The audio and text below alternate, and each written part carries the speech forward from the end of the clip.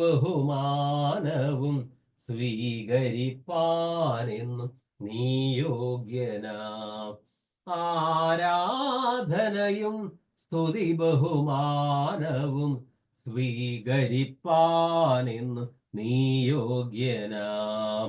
യേശുവേ നാഥ കർത്തനാം രക്ഷകൻ, ദൂതന്മാരാ പകൽ വാഴ്ത്തിയിടുന്നു. നന്ദിയാൽ വണങ്ങും തിരുമുന്നിൽ ഇന്നേരം എന്നുമെന്നും നീ ആരാധ്യനാം. നന്ദിയാൽ വണങ്ങും തിരുമുന്നിൽ ഇന്നേരം എന്നുമെന്നും ആരാധ്യനാം. നീ പരിശുദ്ധൻ സ്തുത്യൻ, ദൈവമേ നീ മാത്രം യോഗ്യനാം. ആരാധനയും സ്തുതി ബഹുമാനവും സ്വീകരിപ്പാനെന്നും നീ യോഗ്യനാം. ആരാധനയും സ്തുതി ബഹുമാനവും സ്വീകരിപ്പാനെന്നും നീ യോഗ്യനാം. പാവനാത്മാവേ ആശ്വാസപ്രദൻ നീ, ദൂതന്മാർ രാപ്പകൽ വാഴ്ത്തിയിടുന്നു. നന്ദിയാൽ വണങ്ങും തിരുമുന്നിൽ ഇന്നേരം എന്നുമെന്നും നീ ആരാധ്യനാ. നന്ദിയാൽ വണങ്ങും തിരുമുന്നിൽ ഇന്നേരം എന്നുമെന്നും നീ ആരാധ്യനാം. നീ പരിശുദ്ധൻ, നീ എന്നും സ്തുത്യൻ, ദൈവമേ നീ മാത്രം യോഗ്യനാം. ആരാധനയും സ്തുതി ബഹുമാനവും സ്വീകരിപ്പാനെന്നും നീ യോഗ്യനാം. ആഹാ ലേലുയാ, ആഹാ ലേലുയാ, ആഹാ ലേലുയാ, ആഹാ ലേലുയാ. നിൻ മഹാകൃപയ്ക്കായി അങ്ങേ ഞാൻ സ്തുതിച്ചിടുമെന്നും. ഹല്ലേലൂയ. നിൻ മഹാകൃപയ്ക്കായി അങ്ങേ ഞാൻ സ്തുതിച്ചിടുമെന്നും. ജീവനുള്ള കാലത്തോളം വിശുദ്ധ കൈകളുയർത്തി സിംഹാസനത്തിൽ വസിക്കും കുഞ്ഞാടിനെ സ്തുതിക്കും ഞാൻ. ജീവനുള്ള കാലത്തോളം വിശുദ്ധ കൈകളുയർത്തി സിംഹാസനത്തിൽ വസിക്കും കുഞ്ഞാടിനെ സ്തുതിക്കും ഞാൻ. ആഹാ ലേലുയാ, ആഹാ ലേലുയാ, ആഹാ ലേലുയാ, ആഹാ ലേലുയാ. ദൈവത്തിന് മഹത്വം, കർത്താവിന് മഹത്വം, കർത്താവിന് മഹത്വം. എല്ലാ ആരാധനയും സ്തുതിയും സ്തോത്രവും സർവശക്തനായ പിതാവായ ദൈവത്തിന് യേശുക്രിസ്തു മുഖാന്തരം അർപ്പിക്കുന്നു. ഇത്രത്തോളം അത്ഭുതകരമായി നമ്മെ ക്ഷേമത്തോടെ കാത്ത കർത്താവിന് സ്തോത്രം. സമാധാനവും ആരോഗ്യവും പ്രത്യാശയും തന്ന് അത്ഭുതകരമായി ഓരോ ദിവസവും കർത്താവ് നമ്മളെ നടത്തുകയാണ്. എൻ മനമേ യഹോവയെ വാഴ്ത്തുക, അവിടുത്തെ ഉപകാരങ്ങളൊന്നും മറക്കരുത്. പറഞ്ഞു തീരാത്ത ദാനം നിമിത്തം ദൈവത്തിന് സ്തോത്രം. നാം ധ്യാനിക്കുന്നത് കൊളോസ്യ ലേഖനമാണ്.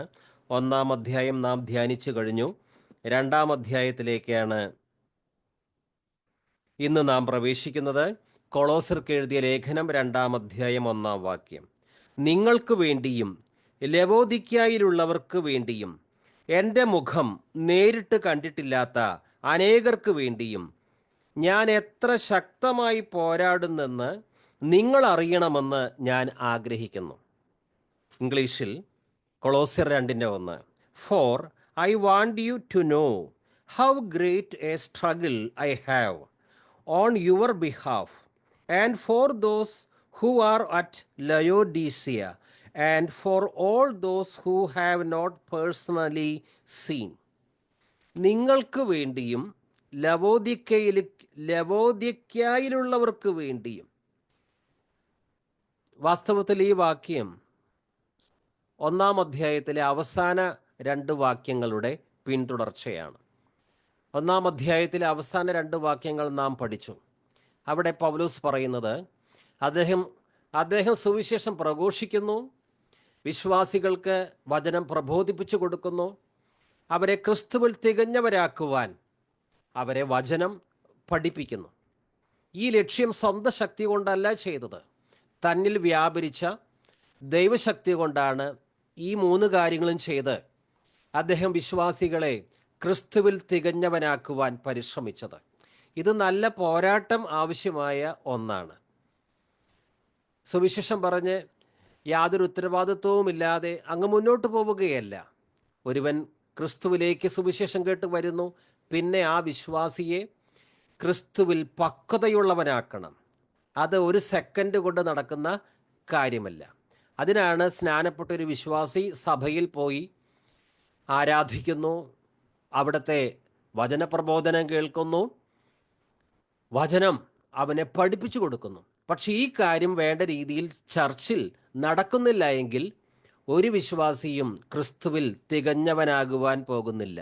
അപ്പസ്തോലിക പ്രബോധനം, ലേഖനങ്ങളെ ആസ്പദമാക്കിയ പഠനം, പ്രബോധനം, ഇതെല്ലാം അത്യന്താപേക്ഷിതമാണ് ക്രിസ്ത്യാനികൾ, രക്ഷിക്കപ്പെട്ട ദൈവമക്കൾ ക്രിസ്തുവിൽ പക്വത പ്രാപിക്കുവാൻ. അങ്ങനെ ക്രിസ്തുവിൽ പക്വത പ്രാപിക്കുവാൻ പൗലോസ് പോരാടുകയാണ്. ആ പോരാട്ടത്തിൻ്റെ തുടർച്ച തന്നെയാണ് ഈ 2-ാം അധ്യായത്തിൽ 1-ാം വാക്യത്തിൽ അദ്ദേഹം പറയുന്നത്. നിങ്ങൾക്ക് വേണ്ടിയും, അതായത് കൊളോസിയിലുള്ളവർക്ക് വേണ്ടി. കൊളോസ്യർക്ക് എഴുതിയ ലേഖനമാണ് നാം ധ്യാനിക്കുന്നത്. നിങ്ങൾക്ക് വേണ്ടിയും ലവോദിക്യയിലുള്ളവർക്ക് വേണ്ടിയും. 1-ാം നൂറ്റാണ്ടിൽ ലവോദിക്യയിൽ സഭയുണ്ടായിരുന്നു. വെളിപ്പാടിലെ 7 സഭകൾ, അതിലൊരു സഭ ലവോദിക്യ സഭയാണ്. നിങ്ങൾക്ക് വേണ്ടിയും ലവോദിക്യയിലുള്ളവർക്ക് വേണ്ടിയും. അദ്ദേഹം പോരാടുന്നത് അദ്ദേഹത്തിന് വേണ്ടിയല്ല, മറ്റു വിശ്വാസികളെ സ്ഥിരപ്പെടുത്തുവാനാണ്. തൻ്റെ കുടുംബജീവിതം ഭദ്രമാക്കാൻ വേണ്ടിയല്ല, വസ്തുവകകൾ സമ്പാദിക്കാൻ വേണ്ടിയല്ല പോരാട്ടം നടത്തുന്നത്. ഇതാർക്ക് വേണ്ടിയാണ്? തനിക്ക് വേണ്ടിയല്ല. നിങ്ങൾക്ക് വേണ്ടിയും ലവോദിക്യയിലുള്ളവർക്ക് വേണ്ടിയും എൻ്റെ മുഖം നേരിട്ട് കണ്ടിട്ടില്ലാത്ത അനേകർക്ക് വേണ്ടിയും ഞാൻ എത്ര ശക്തമായി പോരാടുന്നെന്ന് നിങ്ങൾ അറിയണമെന്ന് ഞാൻ ആഗ്രഹിക്കുന്നു. അലസമായൊരു പോരാട്ടമല്ല, ഞാൻ എത്ര ശക്തമായി പോരാടുന്നു, അക്കാര്യം നിങ്ങൾ അറിയണം. തൻ്റെ പോരാട്ടത്തെക്കുറിച്ച് നമുക്ക് വീണ്ടും വായിക്കാം. കൊളോസ്യർ 1:28 തൊട്ട്. അവനെയാണ് ഞങ്ങൾ പ്രഖ്യാപിക്കുന്നത്, എല്ലാ മനുഷ്യരെയും ക്രിസ്തുവിൽ പക്വത പ്രാപിച്ചവരാക്കാൻ വേണ്ടി ഞങ്ങൾ എല്ലാവർക്കും മുന്നറിയിപ്പ് നൽകുകയും എല്ലാവരെയും സർവ്വവിജ്ഞാനവും പഠിപ്പിക്കുകയും ചെയ്യുന്നു. ഈ ലക്ഷ്യം പ്രാപിക്കുന്നതിന് വേണ്ടിയത്രേ അവൻ എന്നിൽ ശക്തിയായി ഉണർത്തുന്ന ശക്തി കൊണ്ട് ഞാൻ കഠിനമായി അധ്വാനിക്കുന്നത്. പൗലോസ് സുവിശേഷം പ്രഘോഷിച്ചു, വിശ്വാസികളെ വചനം പഠിപ്പിച്ചു, അവർക്ക് പ്രബോധനം നൽകി. അതുമാത്രമല്ല, താൻ സ്ഥാപിച്ച ഓരോ സഭയിലെ വിശ്വാസികൾക്ക് വേണ്ടിയും അദ്ദേഹം ദൈവത്തോട് മാധ്യസ്ഥത നടത്തിക്കൊണ്ടിരുന്നു. വിശ്വാസികളിൽ സ്നേഹം ഉത്തരോത്തരം വർദ്ധിക്കുവാനും അവർ ക്രിസ്തുവിൻ്റെ നാളിലേക്ക് സകല സൽഫലവും കായ്ക്കുവാനും അവർ പിന്മാറാതെ സ്ഥിരതയോടെ നിൽക്കുവാനും വേണ്ടി, അവരുടെ ആത്മീയ വളർച്ചയ്ക്ക് വേണ്ടി, ക്രിസ്തുവിൽ അവർ തികഞ്ഞവരാകുവാൻ വേണ്ടി അദ്ദേഹം വിശ്വാസികൾക്ക് വേണ്ടി വല്ലപ്പോഴുമല്ല നിരന്തരം ദൈവത്തോട് പ്രാർത്ഥിച്ചു കൊണ്ടിരുന്നു. അങ്ങനെ പ്രാർത്ഥിക്കുന്നതും ഒരധ്വാനമാണ്. മാത്രമല്ല, താൻ നേരിട്ട് കണ്ട വിശ്വാസികൾക്ക് മുഖാമുഖം കണ്ടവർക്ക് വേണ്ടി മാത്രമല്ല പോരാട്ടം നടത്തുന്നത്, അവരെ ഓർത്തുകൊണ്ട് മാത്രമല്ല അപേക്ഷിക്കുന്നത്. പിന്നെയോ, for all those who have not personally seen, എൻ്റെ മുഖം നേരിട്ട് കണ്ടിട്ടില്ലാത്ത അനേകർക്ക് വേണ്ടിയും. പ്രിയമുള്ളവരെ, നാം ഒരിക്കലും കാണാത്ത വിശ്വാസികൾക്ക് വേണ്ടി നമ്മൾ പ്രാർത്ഥിക്കാറുണ്ടോ? അമേരിക്കയിലെ, ആഫ്രിക്കയിലെ, യൂറോപ്പിലെ, എന്തിന് ഈ ഇന്ത്യയിൽ തന്നെ ഒട്ടനേകം വിശ്വാസികളെ നാം കണ്ടിട്ടില്ല. പല വിശ്വാസികളും പല ട്രയൽസിലൂടെ, ടെസ്റ്റിലൂടെ കടന്നു പോയിക്കൊണ്ടിരിക്കുന്നവരാണ്. ഭീഷണിയുടെ നടുവിലാണ് ഇന്ത്യയിൽ തന്നെ പലയിടങ്ങളിലും ക്രിസ്ത്യാനികൾ ജീവിച്ചു കൊണ്ടിരിക്കുന്നത്. നമ്മൾ അവരുടെ മുഖം കണ്ടിട്ടില്ല. എന്നാൽ അവർക്ക് വേണ്ടി നാം പ്രാർത്ഥനയിൽ പോരാടുന്നുണ്ടോ? അവരുടെ അഡ്രസ്സ് നമുക്കറിയില്ല, പേരറിയില്ല, അവർ ഏത് വിഭാഗത്തിൽ നിന്ന് വന്നു, അവർ അനുഭവിക്കുന്ന പ്രതിസന്ധികൾ നമ്മൾ അറിയുന്നില്ല. പക്ഷേ നാം ഒരിക്കലും കാണാത്ത അവർക്ക് വേണ്ടി നാം പ്രാർത്ഥനയിൽ മധ്യസ്ഥത വഹിക്കാറുണ്ടോ? നാം പഠിക്കുന്നത് കൊളോസ്യർക്ക് എഴുതിയ ലേഖനമാണ്. ആ കൊളോസ്യ ലേഖനത്തിൽ പൗലോസ് കൊളോസ്യർക്ക് വേണ്ടി അദ്ദേഹം അപേക്ഷിക്കുന്നുണ്ട് എന്ന കാര്യം 1-ാം അധ്യായത്തിൽ രേഖപ്പെടുത്തിയിട്ടുണ്ട്. കൊളോസ്യർ 1:9. തന്മൂലം അതേക്കുറിച്ച് കേട്ട നാൾ മുതൽ നിങ്ങൾക്ക് വേണ്ടി പ്രാർത്ഥിക്കുന്നതിൽ നിന്ന് ഞങ്ങൾ വിരമിച്ചിട്ടില്ല. നിങ്ങൾ പൂർണ്ണമായ അറിവും ആത്മീയ ജ്ഞാനവും വഴി ദൈവഹിതത്തെക്കുറിച്ചുള്ള ഉൾക്കാഴ്ച കൊണ്ട് നിറയാൻ വേണ്ടിയാണ് ഞങ്ങൾ പ്രാർത്ഥിക്കുന്നത്. പൗലോസും എപ്പഫ്രാസും ഇതാ കൊളോസ്യ സഭയിലെ വിശുദ്ധർക്ക് വേണ്ടി പ്രാർത്ഥിക്കുന്നു. തന്മൂലം അതേക്കുറിച്ച് കേട്ട നാൾ മുതൽ നിങ്ങൾക്ക് വേണ്ടി പ്രാർത്ഥിക്കുന്നതിൽ നിന്ന് ഞങ്ങൾ വിരമിച്ചിട്ടില്ല. ഇവർക്ക് കുറേ പണവും വസ്തുവകൾ ലഭിക്കാൻ വേണ്ടിയല്ല, പിന്നെയോ നിങ്ങൾ പൂർണ്ണമായ ജ്ഞാനവും ആത്മീയ അറിവും വഴി ദൈവഹിതത്തെക്കുറിച്ചുള്ള ഉൾക്കാഴ്ച കൊണ്ട് നിറയാൻ വേണ്ടിയാണ് ഞങ്ങൾ പ്രാർത്ഥിക്കുന്നത്. അതുകൊണ്ട് പൗലോസ് സ്ഥാപിച്ച സഭകളോട് പൗലോസിന് ഉത്തരവാദിത്വമുണ്ടായിരുന്നു. ആ വിശ്വാസികൾ അദ്ദേഹം സ്നേഹിച്ചു. എപ്പോഴും ഒരു സഭയിൽ പാസ്റ്ററായിരിക്കുവാൻ അദ്ദേഹത്തിന് സാധ്യമല്ല. പലയിടങ്ങളിലും പോയി സഭകൾ സ്ഥാപിക്കണം. എന്നാൽ പണ്ട് സ്ഥാപിച്ച സഭകളെ, അതിലെ വിശ്വാസികളെ അദ്ദേഹം മറന്നില്ല. ആ സഭകൾക്ക് വേണ്ടി ലേഖനം എഴുതി അവരെ ഓർത്ത് പ്രാർത്ഥിച്ചു കൊണ്ടിരുന്നു. ഇനി ഓരോ സഭയിലെ ഓരോ വിശ്വാസിക്ക് വേണ്ടിയും പൗലോസ് ദൈവത്തോട് മാധ്യസ്ഥ്യം നടത്തിക്കൊണ്ടിരുന്നു. കൊളോസ്യ ലേഖനത്തിൽ എപ്പഫ്രാസിൻ്റെ മാധ്യസ്ഥ യാചനയെക്കുറിച്ചും അദ്ദേഹം രേഖപ്പെടുത്തിയിട്ടുണ്ട്. കൊളോസ്യ ലേഖനം 4:12. നിങ്ങളിൽ നിന്നുള്ളവനും യേശുക്രിസ്തുവിൻ്റെ ദാസനുമായ എപ്പഫ്രാസ് നിങ്ങൾക്ക് അഭിവാദനം അർപ്പിക്കുന്നു. ദൈവ തിരുമനസ്സിൽ നിങ്ങൾ പൂർണ്ണമായി ആശ്രയിക്കുന്നതിനും പക്വമതികളായി നിലനിൽക്കുന്നതിനും വേണ്ടി അവൻ തൻ്റെ പ്രാർത്ഥനകളിൽ താൽപ്പര്യപൂർവ്വം നിങ്ങളെ അനുസ്മരിക്കുന്നതാണ്. എപ്പഫ്രാസ് പൗലോസിനെ സഹായിച്ച മറ്റൊരു ദൈവഭൃത്യനാണ്. അവൻ ഈ കൊളോസ്യ സഭയിലെ വിശ്വാസികൾക്കെല്ലാവർക്കും വേണ്ടി ദൈവത്തോട് മാധ്യസ്ഥ്യം നടത്തി.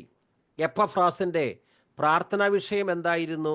ഭൗതികാനുഗ്രഹമായിരുന്നില്ല, പിന്നെയോ നിങ്ങളിൽ നിന്നുള്ളവനും യേശുക്രിസ്തുവിൻ്റെ ദാസനുമായ എപ്പഫ്രാസ് നിങ്ങൾക്ക് അഭിവാദനം അർപ്പിക്കുന്നു. കൊളോസ്യർ 4:12 വായിക്കുന്നത്. ദൈവ തിരുമനസ്സിൽ, അതായത് ദൈവഹിതത്തിൽ നിങ്ങൾ പൂർണ്ണമായി ആശ്രയിക്കുന്നതിനും, സ്വന്തം ഇഷ്ടപ്രകാരം അവർ മുന്നോട്ട് പോകരുത്, ദൈവഹിതപ്രകാരം ജീവിക്കണം, അതിനുവേണ്ടി അപേക്ഷിക്കുന്നു. ദൈവ തിരുമനസ്സിൽ നിങ്ങൾ പൂർണ്ണമായി ആശ്രയിക്കുന്നതിനും പക്വമതികളായി നിലനിൽക്കുന്നതിനും വേണ്ടി. അതാണ് പൗലോസിൻ്റെയും പരിശ്രമം. ക്രിസ്തുവിൽ പക്വത പ്രാപിക്കുന്നവരാകണം, ക്രിസ്തുവിൽ പക്വത പ്രാപിക്കണം വിശ്വാസികൾ. അതിനുവേണ്ടിയാണ് പൗലോസ് പ്രസംഗിച്ചതും പ്രാർത്ഥനയിൽ പോരാടിയതും.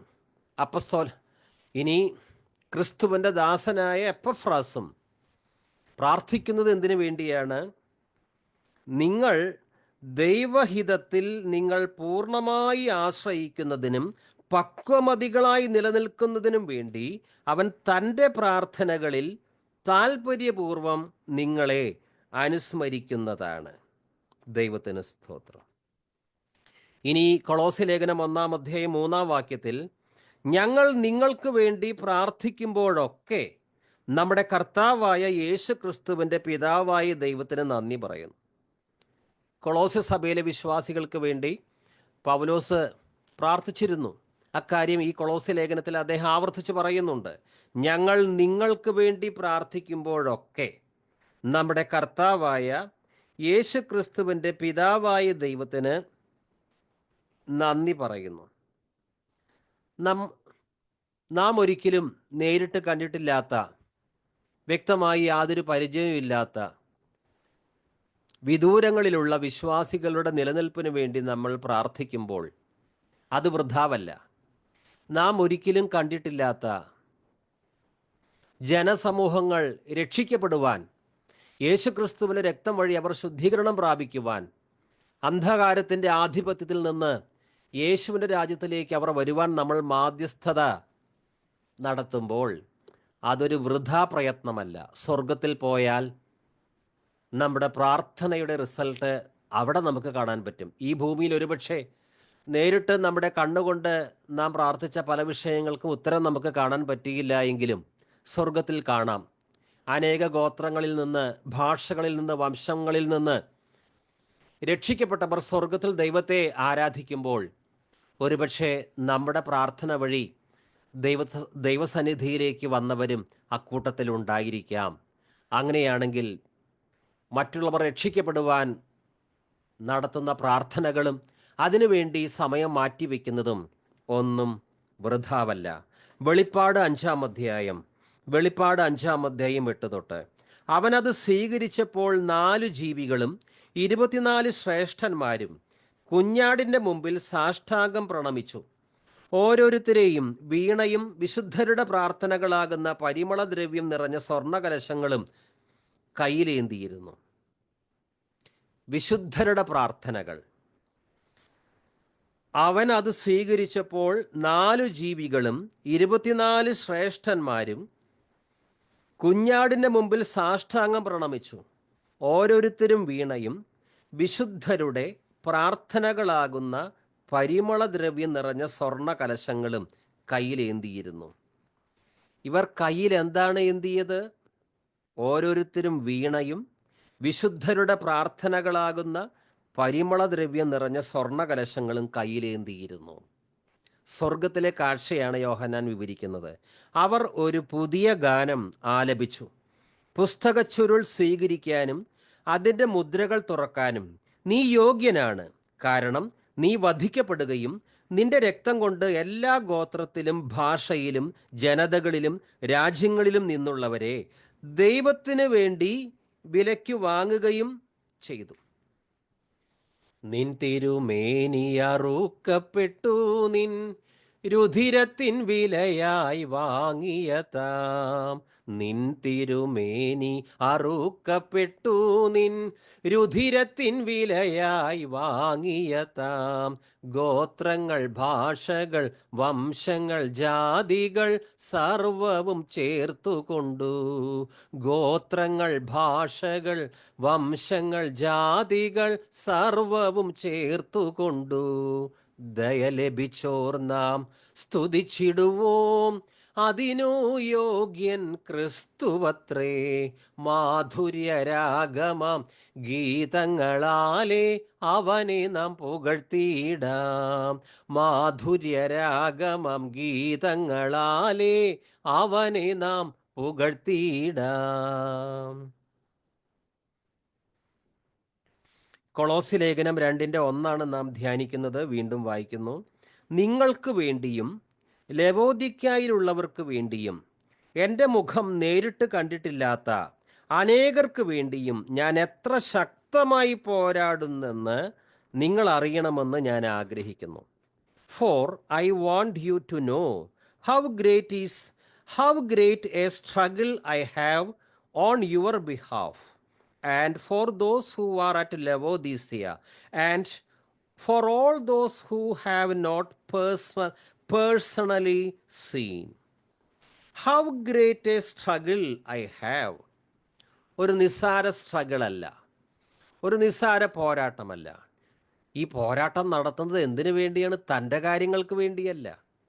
മറ്റു വിശ്വാസികൾ ക്രിസ്തുവിൽ തികഞ്ഞവരാകണം, അതിനു വേണ്ടിയുള്ള പോരാട്ടമാണ്. ഈ സുവിശേഷം എങ്ങനെയെങ്കിലും അറിയാത്ത ഇടങ്ങളിൽ കൊണ്ടുചെന്ന് എത്തിക്കണം, അതിനു വേണ്ടിയുള്ള പോരാട്ടമാണ്. വിശ്വാസികൾ കേവലം സ്നാനപ്പെട്ടാൽ മാത്രം പോരാ, അവരിൽ ക്രിസ്തു ഉരുവാകണം, ക്രിസ്തുവെന്ന തലയോളം വളരണം, ആത്മീയ പക്വത പ്രാപിക്കണം, അവർ ക്രിസ്തുവിൽ വേരൂന്നണം, ക്രിസ്തുവിൻ്റെ ദിവ്യ സ്വഭാവം അവർക്കുണ്ടാകണം. ഈ കാര്യങ്ങൾക്കൊക്കെ വേണ്ടിയാണ് താൻ പോരാടുന്നത്. ഒരു ചെറിയ പോരാട്ടമല്ല. How great a struggle I have. എന്നാൽ ഇത് അസ്വസ്ഥത നിറഞ്ഞ മനസ്സോടുകൂടിയല്ല പോരാടിയത്. പരിശുദ്ധാത്മ നിറവ് പൗലോസിന് സന്തോഷം നൽകിയിരുന്നു. കർത്താവിൻ്റെ സാന്നിധ്യം സന്തോഷം നൽകിയിരുന്നു. താൻ അനുഭവിക്കുന്ന കഷ്ടങ്ങൾക്ക് ലഭിക്കാൻ പോകുന്ന ആ റിവാർഡ്, പ്രതിഫലം, അതോർക്കുമ്പോൾ മഹാസന്തോഷമുണ്ടായിരുന്നു. അതിലൊക്കെ ഉപരിയായി തന്നെ സ്നേഹിച്ച് തനിക്ക് വേണ്ടി സ്വന്തം ജീവൻ ബലിയർപ്പിച്ച ക്രിസ്തുവിന് വേണ്ടിയാണല്ലോ ഈ പോരാട്ടം. അതോർക്കുമ്പോൾ ഉള്ളിൽ അഭിമാനമാണ്. യേശുക്രിസ്തുവിനെ മറ്റുള്ളവർക്ക് എത്തിച്ചു കൊടുക്കുവാൻ ആ ഏറ്റവും വിശിഷ്ടമായ കാര്യം, അതിനു വേണ്ടിയാണല്ലോ ഈ പോരാട്ടമെല്ലാം. പൗലോസിൻ്റെ പോരാട്ടത്തെക്കുറിച്ച് പല ലേഖനങ്ങളിലും അദ്ദേഹം എഴുതിയിട്ടുണ്ട്. ചില വാക്യങ്ങൾ വായിക്കുകയാണ്. ഫിലിപ്പിയ 1:29, ഫിലിപ്പിയ 1:29, 30. ക്രിസ്തുവിൽ വിശ്വസിക്കാൻ മാത്രമല്ല, അവന് വേണ്ടി സഹിക്കാൻ കൂടിയുള്ള അനുഗ്രഹം, അതായത് വരം, ഗിഫ്റ്റ്. ക്രിസ്തുവിൽ വിശ്വസിക്കാൻ മാത്രമല്ല, അവന് വേണ്ടി സഹിക്കാൻ കൂടിയുള്ള അനുഗ്രഹം അഥവാ വരം. അപ്പോൾ ഈ പോരാട്ടം, കഷ്ടത, ക്രിസ്തുവിനെ പ്രതിയുള്ള ബുദ്ധിമുട്ട്, അത് സഹിക്കുക, അതൊരു ഗിഫ്റ്റാണ്. അത് ഒരു ശാപമല്ല, അതൊരു ഗിഫ്റ്റാണ്. ക്രിസ്തുവിൽ വിശ്വസിക്കാൻ മാത്രമല്ല, അവന് വേണ്ടി സഹിക്കാൻ കൂടിയുള്ള അനുഗ്രഹം അവനെ പ്രതി നിങ്ങൾക്ക് ലഭിച്ചിരിക്കുന്നു. ഒരിക്കൽ ഞാൻ ചെയ്തതായി കണ്ടതും ഇപ്പോൾ ഞാൻ ചെയ്യുന്നതായി നിങ്ങൾ കേൾക്കുന്നതുമായ അതേ പോരാട്ടത്തിൽ തന്നെയാണല്ലോ നിങ്ങളും ഏർപ്പെട്ടിരിക്കുന്നത്. പൗലോസിന് മാത്രമല്ല ഈ പോരാട്ടം, ഫിലിപ്പിയ സഭയിലെ വിശ്വാസികൾക്കുമുണ്ട് ഈ പോരാട്ടം. 1-ാം നൂറ്റാണ്ടിൽ ഒരുവൻ ക്രിസ്തു മാർഗത്തിലേക്ക് വന്നാൽ അന്ന് തൊട്ട് പോരാട്ടം ആരംഭിക്കുകയാണ്. ഇന്ന് ചർച്ചിലൊരു മൂലയ്ക്ക് ഇരുന്ന് പോപ്പിശാജ് എന്ന് പറയുന്നവരുണ്ട്. ആ പോരാട്ടമല്ല.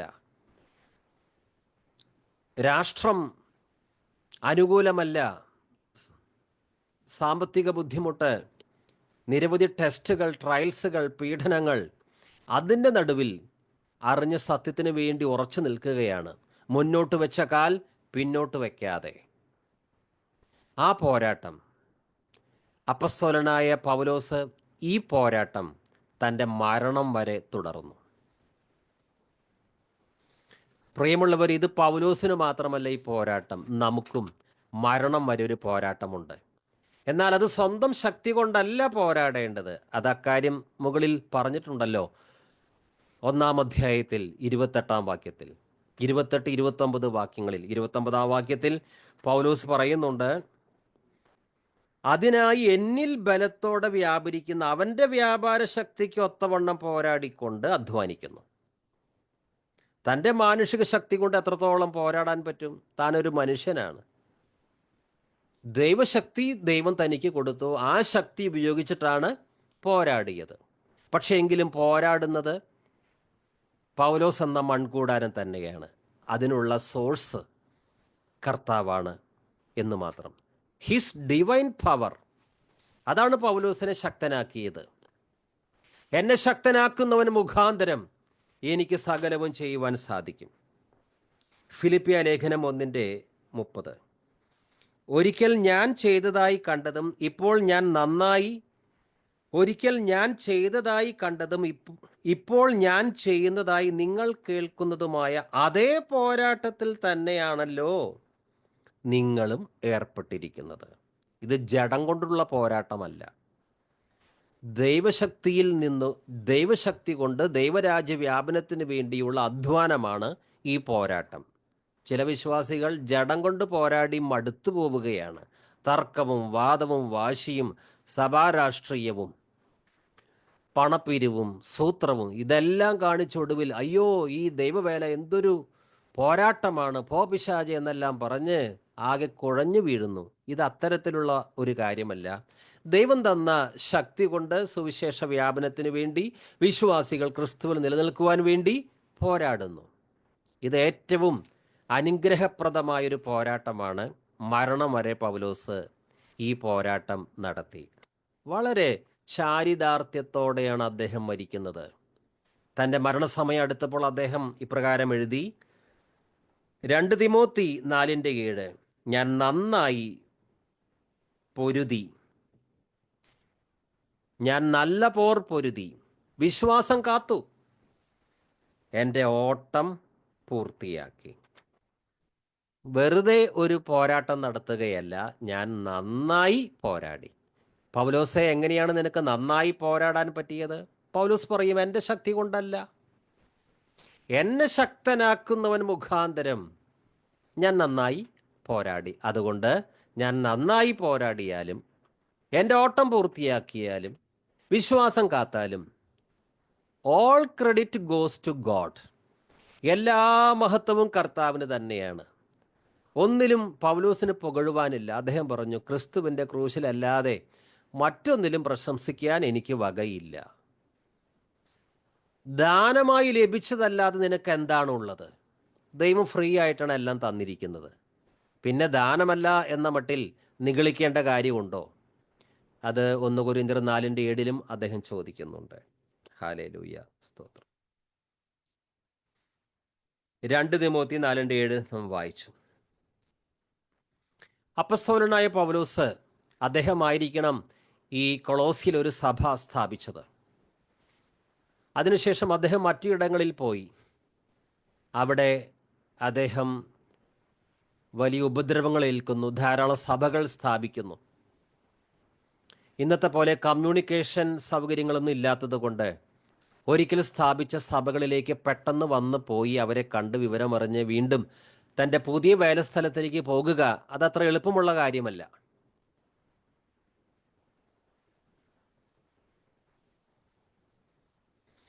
അപ്പോൾ പൗലോസ് പറയുകയാണ്, കൊളോസ്യ വിശ്വാസികളെ, ഞാനിപ്പോൾ നിങ്ങളുടെ അടുത്തില്ല, ദൂരെയാണ്. പക്ഷെ ഒരു കാര്യം നിങ്ങൾ മനസ്സിലാക്കണം, അപ്പസ്തോലനായ ഞാൻ ഒരു സുഖജീവിതം നയിക്കുകയല്ല ചെയ്യുന്നത്, ഒരാർഭാട ജീവിതം നയിക്കുകയല്ല ചെയ്യുന്നത്. ഞാനിപ്പോഴും പോരാടിക്കൊണ്ടിരിക്കുകയാണ്, സുവിശേഷ നിമിത്തം ഉപദ്രവം ഏറ്റുവാങ്ങിക്കൊണ്ടിരിക്കുകയാണ്. അനേക വിശ്വാസികളെ ക്രിസ്തുവിൽ തികഞ്ഞവരാക്കുവാൻ വേണ്ടി അവരെ പ്രബോധിപ്പിച്ചും പഠിപ്പിച്ചും ബലപ്പെടുത്തി നിർത്തുകയാണ്. അതുകൊണ്ട് എൻ്റെ ഈ പോരാട്ടം നിങ്ങൾ ഓർക്കണം, അത് നിങ്ങൾ അറിയാതിരിക്കരുത്. കൊളോസ്യ 1 അതുകൊണ്ട് കൊളോസ്യ 1:24, കൊളോസ്യ ലേഖനം തന്നെ 1:24 വായിക്കുന്നു. നിങ്ങളിൽ നിന്നുള്ളവനും യേശുക്രിസ്തുവിൻ്റെ ദാസനുമായ കൊളോസ്യർ 1:24, നിങ്ങളെ പ്രതിയുള്ള പീഡകളിൽ ഞാൻ സന്തോഷിക്കുന്നു. മറ്റുള്ള വിശ്വാസികളെ ക്രിസ്തുവിൽ നിലനിർത്തുക ബുദ്ധിമുട്ടുള്ള പോരാട്ടമുള്ള ഒരു കാര്യമാണ്. പക്ഷേ അത് ദുഃഖത്തോടെയല്ല ചെയ്തത്. നിങ്ങളെ പ്രതിയുള്ള കഷ്ടങ്ങളിൽ ഞാൻ സന്തോഷിക്കുന്നു. മറ്റു വിശ്വാസികളെ ക്രിസ്തുവിൽ ബലപ്പെടുത്തുക കഷ്ടമുള്ള അധ്വാനമുണ്ട്, പോരാട്ടമുണ്ട്. പക്ഷേ അത് മഹാസന്തോഷം തരുന്ന ഒരു വേലയായിരുന്നു. സുവിശേഷ വേലയിൽ ബുദ്ധിമുട്ട് എതിർപ്പുകളൊക്കെ ഉണ്ടെങ്കിലും ഇതുപോലെ ആത്മസന്തോഷം തരുന്ന മറ്റൊരു വേലയും ഇല്ല. ലോകത്തിലെ പല ജോലികളും ഓവർ ടൈം എടുത്താൽ ചിലപ്പോൾ മടുത്തു പോകും. പക്ഷേ സുവിശേഷ വേല ഓവർ ടൈം ചെയ്തുകൊണ്ട് ഞാൻ മടുത്തുപോയി എന്ന് ആരും പറയുകയില്ല. നമ്മൾ ലഘുലേഖ കൊടുക്കാൻ പോകുന്നു, ഭവന സന്ദർശനം നടത്തുന്നു, പരസ്യ സുവിശേഷം നടത്തുന്നു. എന്നിട്ട് അവസാനം, ഒരു ദിവസത്തിൻ്റെ അവസാനം എത്ര വലിയ സന്തോഷമാണ് നാം അനുഭവിക്കുന്നത്. നന്മ സുവിശേഷിക്കുന്നവരുടെ പാദങ്ങൾ എത്ര മനോഹരം. പൗലോസ് പറയുന്നുണ്ട്, കഷ്ടങ്ങൾ ഞങ്ങൾക്കുണ്ട്, അത് പെരുകുന്നുണ്ട്. പക്ഷേ കഷ്ടങ്ങൾ പെരുകുന്നതിനനുസരിച്ച് കർത്താവ് നൽകുന്ന ആശ്വാസവും ഞങ്ങളിൽ പെരുകുന്നുണ്ട്. ഹല്ലേലൂയ, ദൈവത്തിന് മഹത്വം.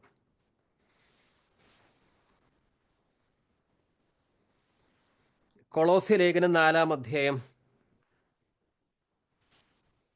നാം ധ്യാനിക്കുന്ന വാക്യത്തിൽ കൊളോസ്യർ 2:1 നാം ധ്യാനിക്കുന്നത്. അതിൽ നിങ്ങൾക്ക് വേണ്ടിയും ലവോദിക്യയിലുള്ളവർക്ക് വേണ്ടിയും.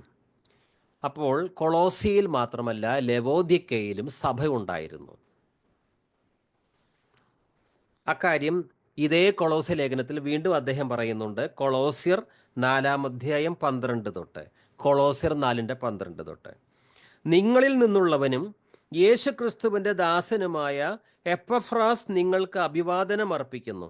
ദൈവ തിരുമനസ്സിൽ നിങ്ങൾ പൂർണ്ണമായി ആശ്രയിക്കുന്നതിനും പക്വമതികളായി നിലനിൽക്കുന്നതിനും വേണ്ടി അവൻ തൻ്റെ പ്രാർത്ഥനകളിൽ താൽപ്പര്യപൂർവ്വം നിങ്ങളെ അനുസ്മരിക്കുന്നതാണ്. നിങ്ങൾക്ക് വേണ്ടിയും ലവോദിക്യയിലും ഹിയറാപൊളീസിലും ഉള്ളവർക്ക് വേണ്ടിയും അവൻ കഠിനമായി അധ്വാനിച്ചിട്ടുണ്ട് എന്നതിന് ഞാൻ സാക്ഷിയാണ്.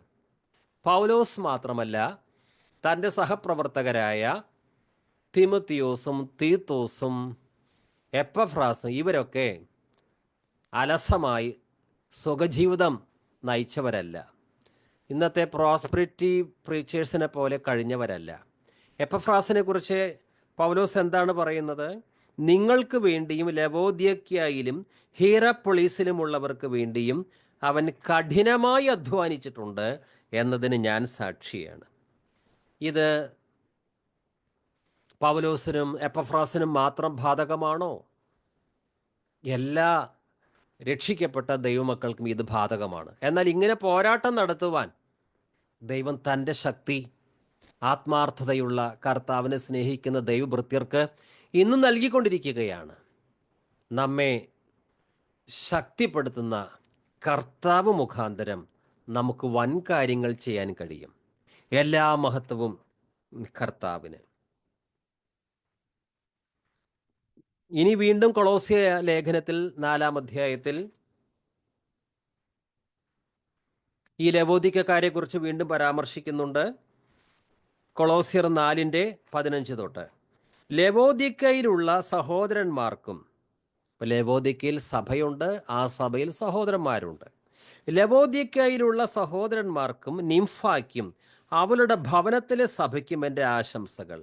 ഈ കത്ത് നിങ്ങളുടെ ഇടയിൽ വായിച്ചു കഴിഞ്ഞതിന് ശേഷം ലവോദിക്യയിലുള്ള സഭയിലും വായിക്കണം. അതുപോലെ തന്നെ ലവോദിക്യക്കാർക്കുള്ള കത്ത് നിങ്ങളും വായിക്കണം. എന്തുകൊണ്ടോ ലവോദിക്യക്കാർക്ക് എഴുതിയ ലേഖനം പ്രിസർവ് ചെയ്യപ്പെട്ടിട്ടില്ല, നമ്മളത് വായിച്ചിട്ടില്ല. എന്തായാലും പൗലോസിൻ്റെ മറ്റ് ലേഖനങ്ങൾ തന്നെ ധാരാളമുണ്ട്. നമ്മുടെ ആത്മീയ വളർച്ചയ്ക്കുള്ള കാര്യങ്ങൾ അതിലുണ്ട്. നിൻ തിരുമേനിയറുക്കപ്പെട്ടു, നിൻ രുധിരത്തിൻ വിലയായി വാങ്ങിയ താം. നിൻ തിരുമേനി അറുക്കപ്പെട്ടു, നിൻ രുധിരത്തിൻ വിലയായി വാങ്ങിയ താം.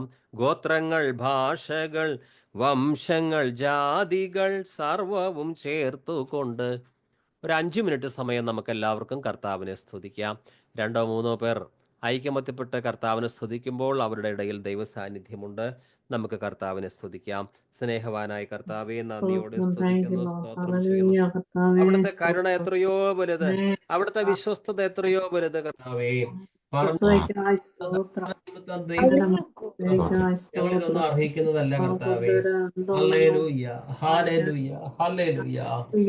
അർഹിക്കാത്ത മഹാദാനങ്ങൾ ഞങ്ങളുടെ നേരെ ചൊരിഞ്ഞതിനാൽ സ്തോത്രം ചെയ്യുന്നു കർത്താവേ. ഞങ്ങളുടെ ഉള്ളിൽ അങ്ങയുടെ ശക്തി അങ്ങ് പകർന്നതിനാൽ സ്തോത്രം ചെയ്യുന്നു. ഞങ്ങൾ ബലഹീനരാണെങ്കിൽ ഈ മൺകൂടാരത്തിനുള്ളിൽ അവിടുത്തെ അത്യന്ത ശക്തി പകർന്നതിനാൽ നന്ദിയോടെ സ്തോത്രം ചെയ്യുന്നു നാഥ. സ്തുതിക്കുന്നു നാഥ, സ്തുതിക്കുന്നു, സ്തുതിക്കുന്നു, സ്തുതിക്കുന്നു. ഹല്ലേലൂയ, ഹല്ലേലൂയ, ഹല്ലേലൂയ. യേശുവേ സ്തുതിക്കുന്നു. രാജാതി രാജാവിന് സ്തോത്രം, കർത്താതി കർത്താവിന് സ്തോത്രം. ആരാധനയ്ക്ക് യോഗ്യനായവനെ സ്തോത്രം. അങ്ങ് പരിശുദ്ധൻ, അങ്ങ് പരിശുദ്ധൻ, അങ്ങ് പരിശുദ്ധൻ, അങ്ങ് പരിശുദ്ധൻ, അങ്ങ് പരിശുദ്ധൻ. എല്ലാ മഹത്വവും സ്തുതിയും സ്തോത്രവും സ്വീകരിക്കുവാൻ യോഗ്യനായവനെ അങ്ങ് പരിശുദ്ധൻ, അങ്ങ് പരിശുദ്ധൻ, അങ്ങ് പരിശുദ്ധൻ, അങ്ങ് പരിശുദ്ധൻ, അങ്ങ് പരിശുദ്ധൻ. ദൈവത്തിന് സ്തോത്രം, കർത്താവിന് സ്തോത്രം, ദൈവത്തിന് സ്തോത്രം, കർത്താവിന് സ്തോത്രം. ഞങ്ങളുടെ ചിന്തയെല്ലാം ശുദ്ധീകരിക്കുന്ന കർത്താവിന് സ്തോത്രം. Hallelujah, hallelujah, hallelujah. ഞങ്ങളുടെ കണ്ണിനെ കണ്ണുനീരിൽ നിന്നും, ഞങ്ങളുടെ കാലിനെ വീഴ്ചയിൽ നിന്നും, ഞങ്ങളുടെ പ്രാണനെ മരണത്തിൽ നിന്ന് പിടിപ്പിച്ച കർത്താവിന് സ്തോത്രം. നാഥ, ഓരോ ദിവസവും അത്ഭുതകരമായി ഞങ്ങൾക്ക് വേണ്ടതെല്ലാം തന്ന് ഞങ്ങളുടെ ഉള്ളം ക്ഷീണിക്കുമ്പോൾ തക്ക സമയത്ത് ഞങ്ങളെ ബലപ്പെടുന്ന കർത്താവിന് സ്തോത്രം. ഇതാണ് വഴി, ഇതിലൂടെ പോവുക എന്ന് പറഞ്ഞ് ഞങ്ങൾക്ക് നിർദ്ദേശം തരുന്ന കർത്താവിന് സ്തോത്രം. ഞങ്ങൾ അങ്ങയോട് എന്ത് ചെയ്യണമെന്നറിയാതെ കർത്താവ് ഒരു ഉത്തരം തരണമെന്ന് യാചിക്കുമ്പോൾ തക്ക സമയത്ത് ഉത്തരം തന്ന് ഞങ്ങൾക്ക് ഗൈഡൻസ് തന്ന് വഴി നടന്ന കർത്താവിന് സ്തോത്രം. കർത്താവെ, അങ്ങയുടെ ഗൈഡൻസ് ഇല്ലായ്മ ഞങ്ങൾ വലിയ അബദ്ധങ്ങളൊക്കെ കാണിച്ചതിന്റെ കർത്താവെ, അങ്ങയുടെ മക്കൾക്ക് അങ്ങയുടെ ഹിതം അങ്ങ് വെളിപ്പെടുത്തുന്നതിനായി സ്തോത്രം ചെയ്യുന്നു. യാചിക്കുമ്പോൾ ഞങ്ങൾക്ക് എന്ത് കാര്യം ചെയ്യണം, ചെയ്യാതിരിക്കണം, ആ ഉത്തരം ഞങ്ങൾക്ക് അങ്ങ് തരുന്നതിനാൽ സ്തോത്രം ചെയ്യുന്നു. ദൈവഹിതം ഞങ്ങളെ അറിയിക്കുന്നതിനാൽ സ്തോത്രം ചെയ്യുന്നു. ഞങ്ങളുടെ എല്ലാ ഭാരങ്ങളും അങ്ങ് ഏറ്റെടുത്തതിനാൽ സ്തോത്രം ചെയ്യുന്നു. നാൾതോറും ഞങ്ങളുടെ ഭാരങ്ങൾ ചുമക്കുന്ന കർത്താവിന് സ്തോത്രം. ഹല്ലേലൂയ, ഹല്ലേലൂയ, ഹല്ലേലൂയ, ഹല്ലേലൂയ, ഹല്ലേലൂയ, ഹല്ലേലൂയ, ഹല്ലേലൂയ, ഹല്ലേലൂയ. യേശുവിന് മഹത്വം, യേശുവിന് മഹത്വം, യേശുവിന് മഹത്വം. സ്വർഗീയ പിതാവിന് ആരാധന, സ്വർഗീയ പിതാവിന് ആരാധന, സ്വർഗീയ പിതാവിന് എല്ലാ മഹത്വവും സ്തുതിയും സ്തോത്രം അർപ്പിക്കുന്നു. ഓരോ ദിവസവും ആശ്വസിപ്പിച്ച് ഞങ്ങളെ വഴി നടത്തുന്ന ദൈവിക സന്തോഷവും സമാധാനവും തരുന്ന പരിശുദ്ധാത്മാവിന് സ്തോത്രം. ഞങ്ങൾക്ക് ഓരോ ദിവസവും വേണ്ട ഭക്ഷണം തരുന്നതിന് സ്തോത്രം. ഓരോ ദിവസവും ഞങ്ങൾക്ക് ആത്മീയ മന്നയായ അവിടുത്തെ വചനം കർത്താവെ തരുന്നതിനാണ് സ്തോത്രം ചെയ്യുന്നു. മനുഷ്യന് അപ്പം കൊണ്ട് മാത്രമല്ല, ദൈവത്തിന്റെ വായിൽ നിന്ന് വരുന്ന സകല വചനവും കൊണ്ടുമാണ് ജീവിക്കുന്നത് കർത്താവെ. പൊന്നിനേക്കാളും തങ്കത്തെക്കാളും വിലയുള്ള അങ്ങയുടെ തേൻമൊഴികളിൽ അങ്ങ് ഞങ്ങൾക്ക് ആ വചനം, മായമില്ലാത്ത പാൽ അങ്ങ് തരുന്നതിനാണ് തലയുള്ള ഏത് വാളിനേക്കാളും മൂർച്ചയുള്ള അങ്ങയുടെ വചനം ഞങ്ങളുടെ സന്ധിയെയും മജ്ജയെയും വേർപിടിക്കും വരെ തുറച്ചു ചെല്ലുന്ന അങ്ങയുടെ വചനത്തിനായിട്ട് സ്തോത്രം. ഹല്ലേലൂയ, ഹല്ലേലൂയ, ഹല്ലേലൂയ. ഇതുവരെ സഹായിച്ച കർത്താവേ, ഇത്രത്തോളം താങ്ങി നടത്തിയ കർത്താവേ, അങ്ങ് പരിശുദ്ധൻ, അങ്ങ് പരിശുദ്ധൻ, അങ്ങ് പരിശുദ്ധൻ, അങ്ങ് പരിശുദ്ധൻ. താറാഫുകൾ അങ്ങേ ഹല്ലേലൂയ, പരിശുദ്ധൻ, പരിശുദ്ധൻ, പരിശുദ്ധൻ, പരിശുദ്ധൻ എന്ന് പറഞ്ഞ് ആർത്തു ഘോഷിക്കുന്നു. അങ്ങയുടെ രക്തത്താൽ വീണ്ടെടുക്കപ്പെട്ട ദൈവമക്കളായി ഞങ്ങൾ സ്വർഗീയ പിതാവിനെയും സിംഹാസനസ്ഥനെയും കുഞ്ഞാടിനെയും സ്തുതിക്കുന്നു, മഹത്വപ്പെടുത്തുന്നു. എന്റെ കർത്താവേ, എന്റെ ദൈവമായുള്ളവേ എന്ന് പറഞ്ഞ് തോമസ് ലീഹ കർത്താവായ യേശുവിനെ ആരാധിച്ചതുപോലെ, യേശുവേ, അങ്ങാണ് ഞങ്ങളുടെ കർത്താവ്, അങ്ങാണ് ഞങ്ങളുടെ ദൈവം എന്ന് ഏറ്റുപറയുന്നു. ഹല്ലേലൂയ. യേശുവേ, അങ്ങയുടെ നാമത്തേക്ക് സ്വർലോകത്തിലുള്ളവരുടെയും ഭൂലോകത്തിലുള്ളവരുടെയും അധോലോകത്തിലുള്ളവരുടെയും മുഴങ്കാലുകളെല്ലാം മടങ്ങുകയും യേശു ക്രിസ്തു മാത്രം ഏക കർത്താവ് എന്ന് പിതാവായ ദൈവത്തിന്റെ മഹത്വത്തിനായി ഏറ്റുപറയുകയും ചെയ്യുന്നാൾ വരുന്നു കർത്താവേ. എല്ലാ മുട്ടും മടങ്ങും, എല്ലാ മുഴങ്കാലും അവിടുത്തെ സന്നിധിയിൽ മടങ്ങും. എല്ലാ നാവുകളും യേശു മാത്രം ഏക കർത്താവ് എന്നും പിതാവായ ദൈവത്തിന്റെ മഹത്വത്തിനായി ഏറ്റുപറയുന്ന നാൾ വരുന്നു. ഹല്ലേലൂയ. ഞാൻ വേഗം വരുന്നു എന്ന് പറഞ്ഞ് പോയ കർത്താവേ, അങ്ങയുടെ വരവടുത്തതിനാൽ സ്തോത്രം ചെയ്യുന്നു. ഹല്ലേലൂയ, ഹല്ലേലൂയ, ഹല്ലേലൂയ, ഹല്ലേലൂയ, ഹല്ലേലൂയ. രാജാതിരാജാവിന് സ്തോത്രം, കർത്താതി കർത്താവിന് സ്തോത്രം. ഹല്ലേലൂയ, ഹല്ലേലൂയ, ഹല്ലേലൂയ, ഹല്ലേലൂയ. മഹത്വവും ജ്ഞാനവും സ്തോത്രവും ബഹുമാനം ശക്തിയും ബലവും യേശുവിന്. മഹത്വവും ജ്ഞാനവും സ്തോത്രവും ബഹുമാനം ശക്തിയും ബലവും യേശുവിന്. കർത്താവേ, എന്റെ യഹോവേ, നീ ഒഴികെ എനിക്കൊരു നന്മയുമില്ല. എന്റെ കർത്താവേ, എന്റെ യഹോവേ, നീ ഒഴികെ എനിക്കൊരു നന്മയുമില്ല. ഭൂമിയിലുള്ള വിശുദ്ധന്മാരോ അവരെനിക്ക് ശ്രേഷ്ഠന്മാർ തന്നെ. ഹല്ലേലൂയ, ഹല്ലേലൂയ, ഹല്ലേലൂയ, ഹല്ലേലൂയ. മഹത്വവും ജ്ഞാനവും സ്തോത്രവും ബഹുമാനം ശക്തിയും ബലവും യേശുവിന്. മഹത്വവും ജ്ഞാനവും സ്തോത്രവും ബഹുമാനം ശക്തിയും ബലവും യേശുവിന്.